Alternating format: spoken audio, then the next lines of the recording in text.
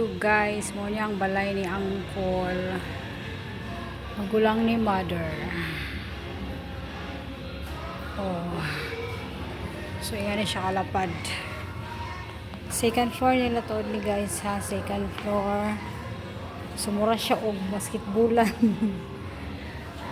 Okay na po ni nga na second floor nila nga kaya accommodating kay sa mga bisita. Mas na diha. Ilang terrace. Diha. Of course narang lechon guys. Nilang terrace din ni Uncle. So pag madto ka diha, of course, wow, dagat. Ayan. Grabe ka hangin diri guys. Nice kay diri ay standby. Labi nagmahapon diri mi natulog gahapon sa hapon, guwapo kayo. Ayan. Gani guwapo na iligo, tinaw na po kayong tubig.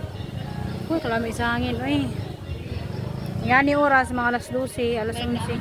Hangin-hangin na. Niratap eh. Kapoy na kay si Kaon dito ah. So ito na punta sa ilang kuan.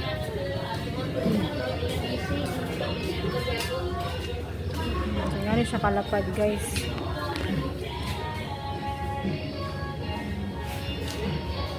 Second floor nga ni kalapad. Ayan. Magtorta. So this is the CR here. Sa babaw. So muna yung CR. Ayan. Pagbasyanan. Of course, bowl. Pwede ka maglaba din nga. Pwede ka maligo.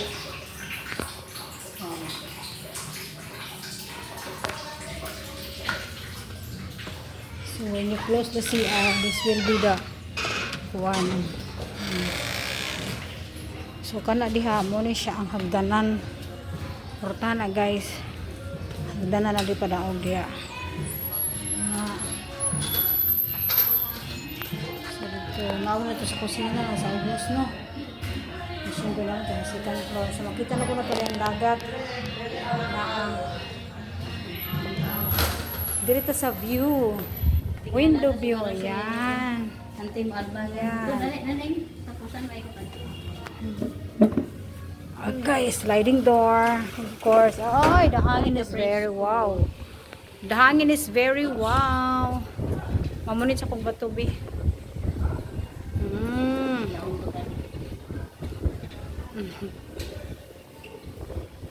Ayan. Mga sa tagbutong guys.